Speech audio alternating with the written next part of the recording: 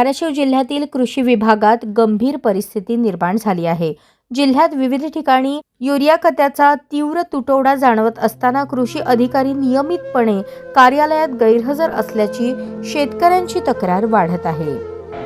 आता 1:52 झालेत आणि आपण धाराशिवच्या जिल्हा अधीक्षक कृषी अधिकारी कार्यालयात आहोत। या ठिकाणची वस्तुस्थिती बघा, किती भयानक अवस्था आहे। कार्यालयामध्ये एक सुद्धा कर्मचारी उपस्थित नाही।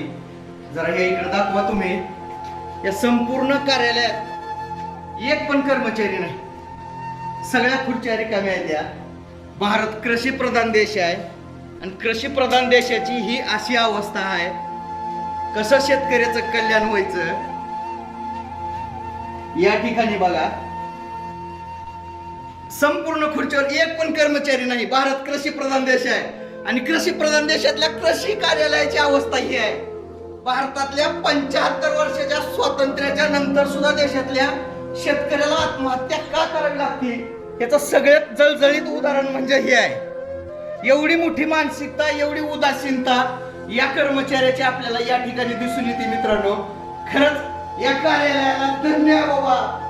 अशा प्रकारे शेतकऱ्याचं कल्याण करा, म्हणजे शेतकऱ्याच्या नक्कीच त्या ठिकाणी गळ्याभोवती आणखीन जोराचा फासा वळला जाईल आणि आपण एसी कार्यालयात बसून मस्तपैकी आपल्या येणाऱ्या फक्त घरगुती पिढ्याचाच कल्याण करा।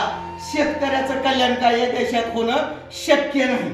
तर आज आम्ही धाराशिव जिल्ह्याच्या जिल्हा अधीक्षक कृषी अधिकारी कार्यालयात यासाठी आलो होतो की धाराशिव जिल्ह्यामध्ये युरिया खताचा तुटवडा आहे। प्रत्येक दुकानात त्या ठिकाणी गेल्यानंतर आम्हाला युरिया नाही म्हणून सांगितलं जात आहे आणि जिल्हा अधीक्षक कृषी अधिकारी कार्यालयाच्या वतीनं तर 7,000पेक्षा जास्त मेट्रिक टनाचा साठा या जिल्ह्यात उपलब्ध दाखवला जातो। ते कुठं आहे, काय आहे याची भेट घेऊन चर्चा करण्यासाठी आज आम्ही या ठिकाणी आलो होतो। पण या ठिकाणची वस्तुस्थिती अशी आहे, 1:50 हे कार्यालय संपूर्णपणे ओस पडलेलं होतं। त्याच्यामुळं आमची या ठिकाणी येऊन खूप मोठी निराशा झालेली आहे।